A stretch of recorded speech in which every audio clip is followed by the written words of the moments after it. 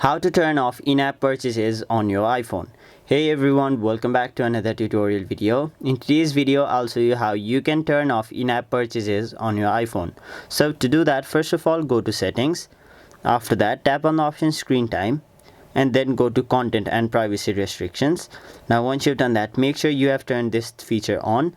Now once this feature is turned on, simply tap on the option iTunes and App Store purchases.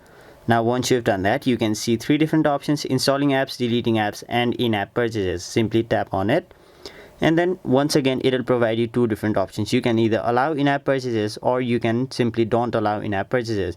So since we are here to turn this thing on, we'll simply disable in-app purchases by simply tapping on the option don't allow, and now tap on the option always require.